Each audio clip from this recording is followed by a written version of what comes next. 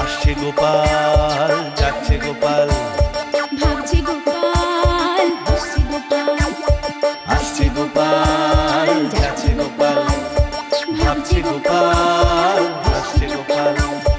যুগের পরে যুগ কেটে যায়, মানুষ তাকে ভোলে না।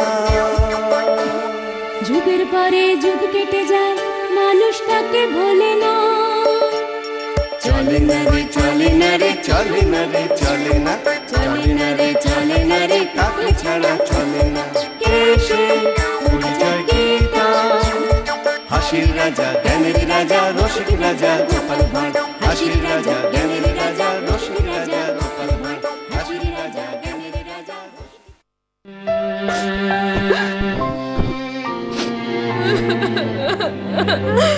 ও মা গো, এই কার হাতে পড়েছি গো? আমার হাড় মাস কালি করে দিলে গো। চুপ চুপ, একেবারে চুপ। সব সময় নাকে কাঁদলে না, গলা টিপে মেরে রেখে দেব। হ্যাঁ, ওইটাই তো তুমি ভালো পারো। কোথায় কোথায় খালি গায়ে হাত তোলা। তুলবই তো, বলি সংসারের কাজকর্মের দিকে তোমার তো কোনো মনই নেই। দেখো, মিথ্যে কথা বলবে না একদম। আমি বুঝি কিছু না করে ঘরে বসে ঘুমোই? ঘুমোবে কেন? ঘুমোবে কেন? তোমার তো সব সময় মন পড়ে থাকে পাড়ার পুকুরে অন্য বউদের সঙ্গে গুলতানি করতে। হ্যাঁ, আর সেই অপরাধের জন্যে গায়ে হাত তুলতে না তুলতে চেঁচিয়ে পাড়া মাত করো, অসভ্য। হ্যাঁ, আমি তো বিনা কারণে চেঁচিয়ে পাড়া মাত করি, তাই না? তাহলে আমার হাতে পিঠে এত যে মারের দাগ, সেগুলো কে করেছে শুনি? দেখো, আমি কিন্তু তোমায় সাবধান করে দিচ্ছি। এরপর যদি গায়ে হাত তুলেছ না, তাহলে আমি মহারাজের কাছে নালিশ করে দেব। করবই করব। একবার করেই দেখো না, রাজবাড়ির দিকে পা বাড়ালেই না মেরে তোমার ঠ্যাং খোঁড়া করে দেব। শোনো, এতদিন যা করেছো, এবার আর সহ্য করব না। বেশি গায়ের জোর দেখা দিলে না, সোজা চলে যাব মহারাজের কাছে। খবরদার বলছি, খবরদার বলছি, বাড়ির বাইরে পা দেবে না। তবে আমি এত সহজে তোমায় ছাড়বো না। মহারাজকে নালিশ আমি করবই। এই আমি চললাম মহারাজের কাছে।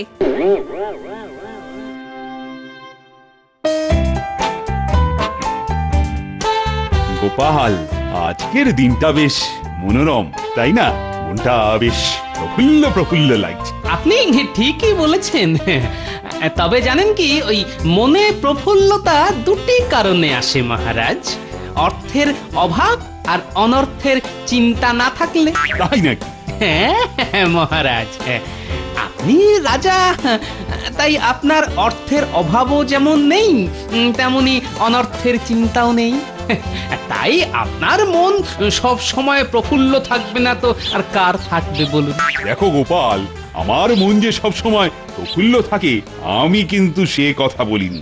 আমি শুধু আজকের কথাই বলেছি। কিন্তু আমার মন তো সদাই প্রফুল্ল থাকে মহারাজ। সদা প্রফুল্ল থাকে? বাহ বাহ, খুব ভালো খুব ভালো।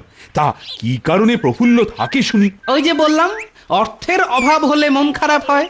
কিন্তু আমার তো সেসবের কোনো বালাই নেই। আমার অর্থের অভাব হলেই আমি আপনাকে জানাই, আর আপনি সঙ্গে সঙ্গে আমায় বকশিশ দিয়ে দেন। তোমার এত কথার মার পেঁচের উদ্দেশ্য এবার বোঝা গেল। বুঝতে পেরেছেন তাহলে? এই জন্যই তো আপনাকে এত ভালোবাসি মহারাজ। আমিও কিন্তু তোমাকে কম ভালোবাসি না। সে মহারাজ, আপনি ভালোবাসেন বলেই তো আমি আপনার পাশে পাশে থাকি। গোপাল, ভাড়ামির সাথে সাথে তুমি দেখছি মোসাহেবির কাজটাও নিয়ে নিয়েছো। আগে বেতন বাড়লে সব রকম কাজ করতেই আমি প্রস্তুত মহারাজ। তার মানে ঘুরিয়ে ফিরিয়ে সেই মাইনে, মানে পয়সা। এই তো কত সহজে আপনি আমার মনের কথাটা বুঝে ফেললেন মহারাজ। না না, এভাবে যখন তখন ওই জাট তার রাজবাড়ির ভেতরে যাবার অনুমতি নেই। কিন্তু আমাকে যে একবার মহারাজের সাথে দেখা করতেই হবে। ও রক্ষী দাদা, অনেক আশা নিয়ে এসেছি। এভাবে দুয়ার থেকে হাঁকিয়ে দিও না। মহারাজ এখন বাগানে বেড়াচ্ছেন, দরকার থাকলে রাজসভায় এসো। না না, আমি এক্ষুনি যাব। যাচ্ছ না, বারণ মানলো না, আশ্চর্য। এই এই শোনো শোনো। মহারাজের জয় হোক। মহারাজ, আপনার কাছে আমার বিশেষ নিবেদন আছে। এ কি এখানে কি করে এলে? আমি ওকে মানা করেছিলাম মহারাজ, শোনেনি। নিরুপায় হয়ে আমি আপনার কাছে এসেছি মহারাজ, আমার বিচার চাই। ঠিক আছে ঠিক আছে, সে না হয় হবে, কিন্তু তুমি কে? মহারাজ, বিয়ের পরে স্বামীর পরিচয় স্ত্রীর পরিচয়, আর যেহেতু স্বামীর নাম মুখে আনতে নেই, তাই আমি একটু ঘুরেই পরিচয় দিচ্ছি। মহারাজ, আমি হচ্ছি ঘটার বন্ধুর বউ। ঘটার বন্ধু মানে বটা? তা রাজসভায় না এসে বাগানে এসেছো কেন? মহারাজ, আমাকে বাঁচান, ওই ঘটার বন্ধু আমাকে মেরে ফেলবে মহারাজ। কেন ওই নচ্ছারটা তোমাকে মেরে ফেলবে কেন? মহারাজ, পান থেকে চুন খসলে আমাকে মারধর করে, দেখুন মেরে মেরে আমার কি অবস্থা করেছে দেখুন। কি সর্বনেশে কাণ্ড! হ্যাঁ, আমার রাজ্যে মহিলার উপর এমন অত্যাচার, এত দুঃসাহস বটার! নচ্ছারটার এখনই কঠিন শাস্তি পাওয়া দরকার।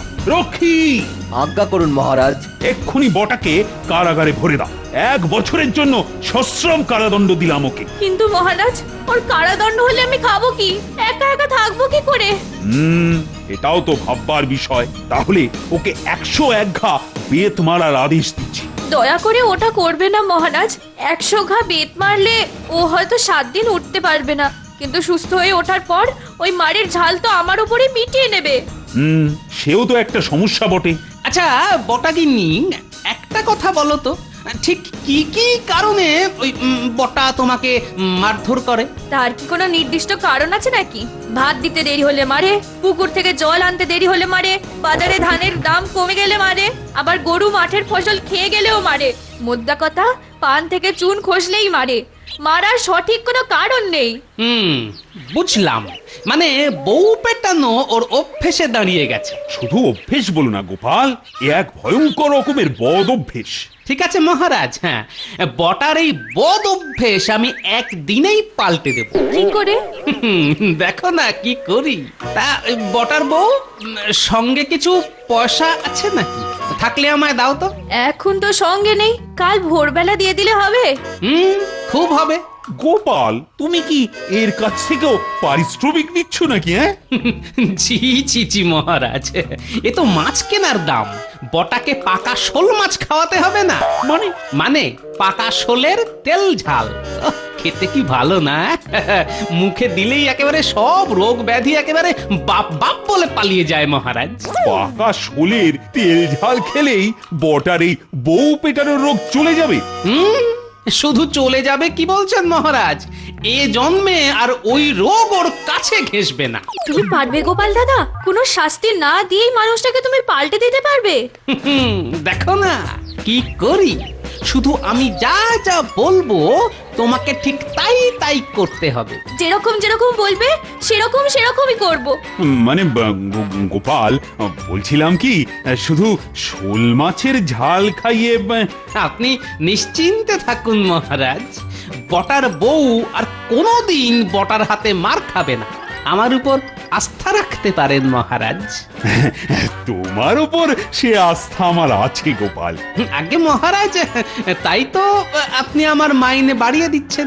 এই দেখো, আমি আবার কখন বললাম যে তোমার মাইনে বাড়িয়ে দেব?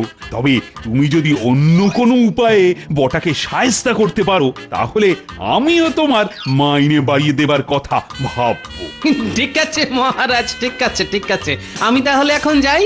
এসো গো বটার বউ, চলে এসো। না, বউটার ওপর অত চোটপাট করা ঠিক হয়নি। এখন যদি রাগের মাথায় সত্যি সত্যি মহারাজের কাছে গিয়ে নালিশ করে বসে, হ্যাঁ, তাহলে কি হবে? ওরে বাবা, তাহলে তো মহারাজ আমায় ভীষণ মারবে। হ্যাঁ, ওই তো মহারানী আসছে, কিন্তু কিন্তু সঙ্গে তো কোনো রক্ষী নজরে পড়ছে না যে আমাকে মহারাজের কাছে বেঁধে নিয়ে যাবে।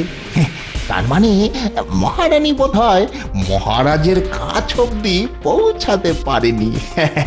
নয় নয়, মহারাজ ওর কোনো কথা কানেই তোলেননি। মহারাজের কাছে গিয়ে নালিশ করা কি অতই সোজা? হ্যাঁ, কি গো মহারানী, কি হলো? মহারাজ তোমার নালিশ শুনলেন তো? তা আমাকে তার কাছে বেঁধে নিয়ে যাওয়ার জন্য তো কোনো রক্ষী এলো না। বুঝতে পেরেছি রাজবাড়ির দোরগোড়া থেকে ফিরে আসতে হয়েছে তো। আরে মহারাজ কৃষ্ণচন্দ্র বলে কথা, এসব হেঁজি পেঁজি ব্যাপার নিয়ে তার কাছে নালিশ করা কি অতই সোজা? তার থেকে সবকিছু মুখ বুঝে মেনে নাও, বুঝলে? বলি বুঝলে?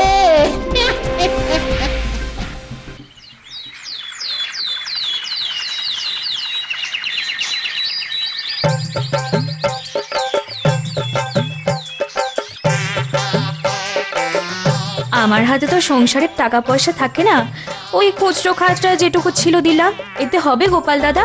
হবে মানে একেবারে ভেসে যাবে। কাল তোমায় যা যা করতে বলেছি সব মনে আছে তো? মনে আছে গো, মনে আছে। সব ঠিকঠাক পারবে তো? খুব পারবো।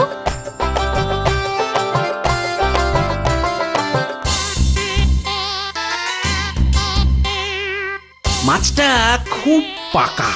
যাই যাই এবারে যথাস্থানে গিয়ে পুঁতে রেখে আসি। শুধু বাড়ি গিয়ে একটা খুরপি নিয়ে নিতে হবে।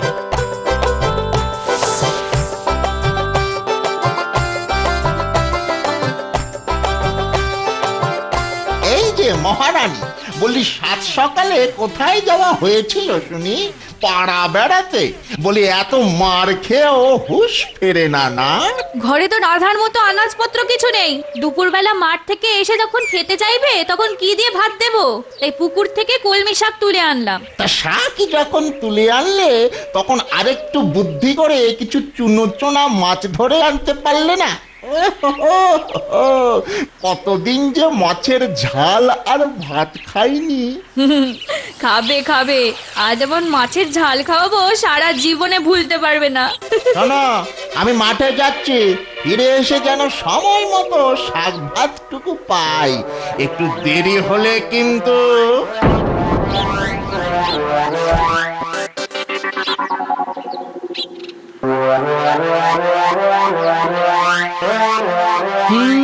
মাঠের চেহারা দেখে মনে হচ্ছে নতুন ফসল লাগাবে বলে বটা মাঠের অর্ধেক অব্দি কুপিয়েছে। তার মানে আজ এসে বাকি অংশটা কোপাবে। ঠিক আছে, তাহলে না কোপানো অংশের শুরুতেই মাছটা পুঁতে দিই।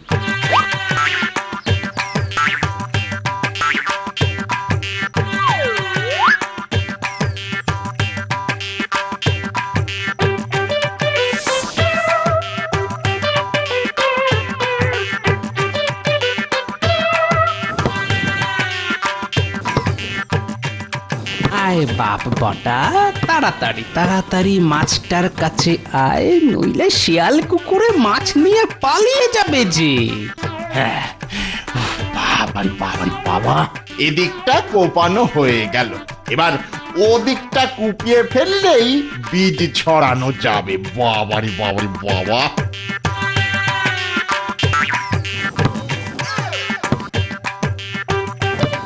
আরে এ কি দেখছি রে? এ তো মাছ, এ তো পাকা শোল মাছ। তাজ্জব ব্যাপার। মাটি খুঁড়তে গিয়ে শোল মাছ বেরোলো। আরে বাস, আজ সকালেই মনটা মাছ মাছ করে উঠলো, আর মাটির ভেতর থেকে পিড়িং পিড়িং করে মাছ বেরিয়ে এলো। যা যা যা, বাড়ি যা। তারপর এমন শোলের ঝাল খাবি না, সারা জন্ম ভুলবি না।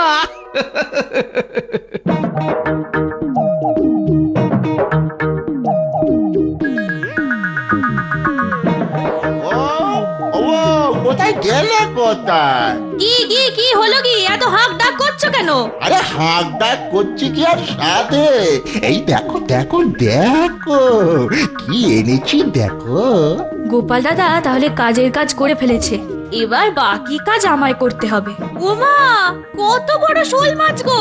তুমি তো মাঠে গিয়েছিলে, মাছ পেলে কোথা থেকে? সে এক অদ্ভুত ব্যাপার। মাঠে মাঠে মাটি কোপাতে কোপাতে না এই মাটির ভেতর থেকে এই শোল মাছ পিং পিং করে বেরিয়ে এলো।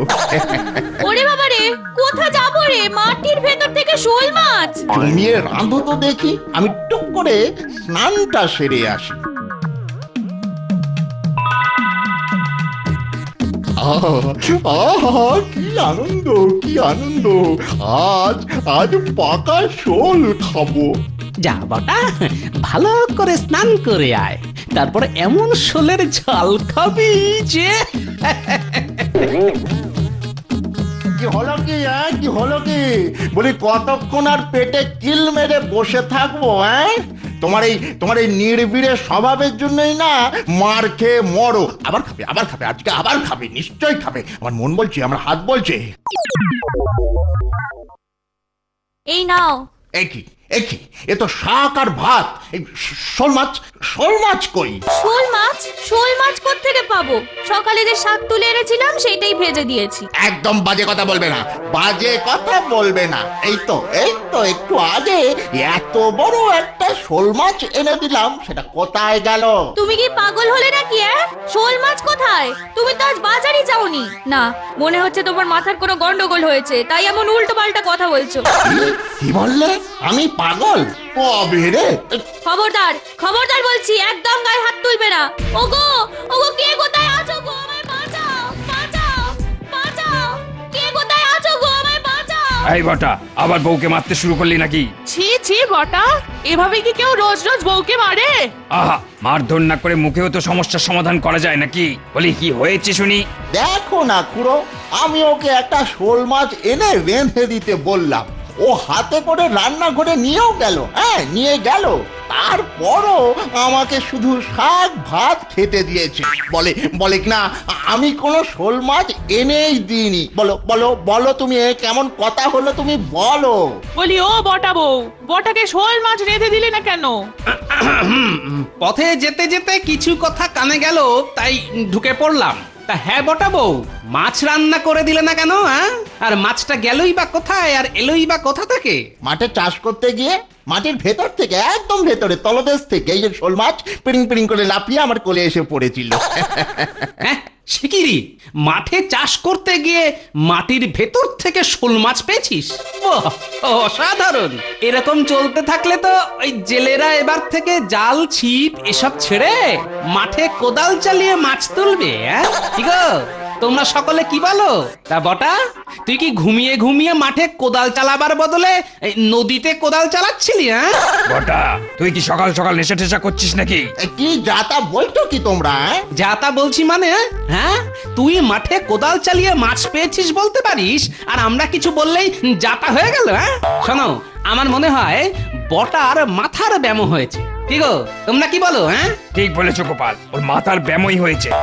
শোন বটা, মাথার ব্যামোই হোক আর পেটের অসুখী হোক, মহারাজ কিন্তু তার রাজ্যে ওই নারীদের উপর কোনো অত্যাচার সহ্য করেন না। কঠোর শাস্তি দেন। আমি আজই মহারাজকে গিয়ে সব বলছি। তুই আজ মহারাজের সঙ্গে দেখা করবি, না হলে পেয়ারে এসে কিন্তু তোকে ধরে নিয়ে যাবে, এই বলে দিলাম।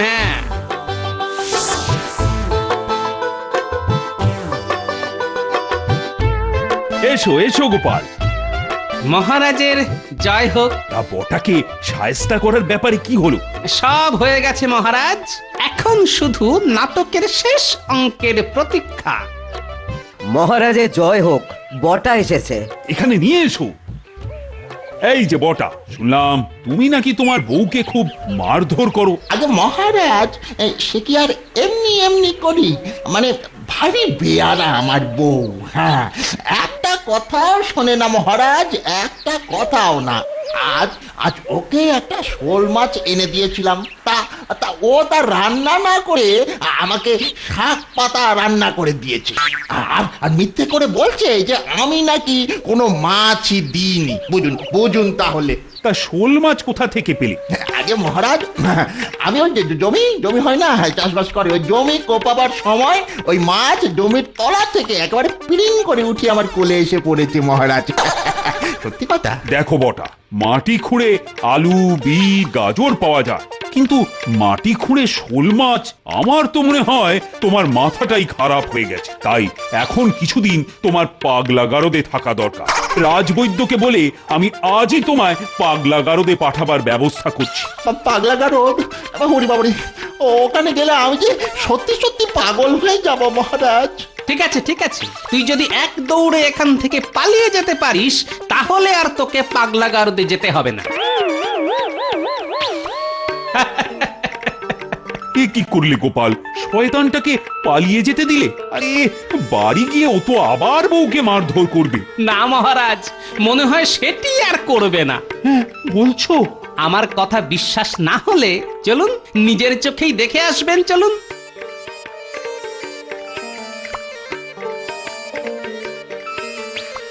এটা এটা কি করে হলো? সত্যি তো চাষের জমিতে শোল মাছ আসবে কি করে? তা যদি না হয় তাহলে আমি শোল মাছ পেলাম কি করে? সব কিছু কেমন একটা গোলমাল হয়ে যাচ্ছে। আচ্ছা আচ্ছা, আমার মাথাটাই কি আর কাজ করছে না? হ্যাঁ, সারাদিন অনেক ধকল গেল, নাও এখন খেয়ে নাও। এ কি, এ তো শোল মাছ, কিন্তু কিন্তু জমি কুপিয়ে শোল মাছ তো পাওয়া যায় না। আমি ইচ্ছে করলেই যায়, আবার ইচ্ছে না করলেই যায় না। এ তোমার কি খেলা বউ? এই তো খেলা শুরু। কি মুখের দিকে কি দেখছো? নাও ভাত খাও। গোপাল, এ কি দেখছি? শেষ অঙ্কের শেষ দৃশ্য। দেখলে তো আমার প্রথম খেলা? এরকম 101 খেলা আমি জানি। এতদিন মুখ বুঝে তোমার অনেক অত্যাচার সহ্য করেছি, কিন্তু এবার মারতে এলে দেখাবো আমার দ্বিতীয় খেলা। এবার পাগল বনেছো, পরের বার হয়ে যাবে ছাগল। দাদার জায়গাও পাবে না তখন, এই বলে দিলাম। হ্যাঁ, কথা দিচ্ছি জীবনে আর কখনো তোমার গায়ে হাতে পায়ে কোথাও হাত তুলবো না, দয়া করে আর কোনো খেলা দেখিও না বউ। মনে থাকবে তো? সারা জীবন মনে থাকবে। সত্যি গোপাল, তোমার জবাব নেই। কত সহজে কত বড় একটা সমস্যার সমাধান করে দিলে। বলেছিলাম না, পাকা শোলের তেল ঝাল খাইয়ে বটার ওই বউ পেটানো রোগ আমি জন্মের মতো সারিয়ে দেব। তুমি আমার কথা রেখেছো গোপাল। আপনি কিন্তু এখনো আপনার কথা রাখেননি মহারাজ। হ্যাঁ, আমি আবার তোমায় কি কথা দিয়েছি? আমার ওই মাইনে বাড়ানোর ব্যাপারটা। সত্যি গোপাল, তুমি শুধু রসিকই নও, নিজের পাওনা গন্ডার ব্যাপারে টনটনে জ্ঞান তোমার। তা তো একটু হবেই মহারাজ। পাওনা গন্ডার ব্যাপারে টনটনে জ্ঞান থাকলেই না হাতে অর্থ আসবে, আর হাতে অর্থ থাকলেই মন প্রফুল্ল। দারুণ বলেছ।